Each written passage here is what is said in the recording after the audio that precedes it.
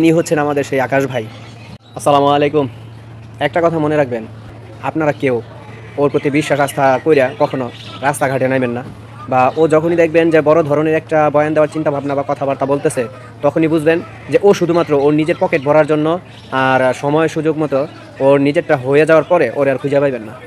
তাই প্রত্যেকটা শ্রমিককে অ্যালার্ট করতেছি, এইরকম নেতাকর্মীদের কাছ থেকে অন্তত পক্ষে দূরে থাকবেন।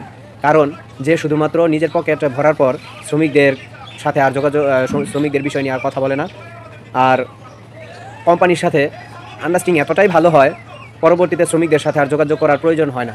যদি আজকে এই ব্ল্যাক লিস্ট ক্ষতিপূরণ না হয়, তাহলে বাংলাদেশের সমস্ত আমরা সংবাদ সম্মেলন করে যারা ব্ল্যাক লিস্টে আছে সবাইকে একত্রিত করে আমরা বড় ধরনের আন্দোলন করব। আমরা কিছু চাই না, আমরা চাই আমাদের ন্যায্য বিচার। আমাদের ব্ল্যাক লিস্ট এবং ক্ষতিপূরণ উভয় আমাদের দিতে হবে। এই কোম্পানি কেন আমাদেরকে আপনারা ব্ল্যাক লিস্ট করবেন? আপনারা ব্যর্থতার কারণে আমাদেরকে চাকরিচ্যুত করেন। আপনারা যদি আমাদেরকে শ্রম মজুরি, শ্রম বন্টন সঠিকভাবে দেন, আমার শ্রমিকরা কি কথা বলবে?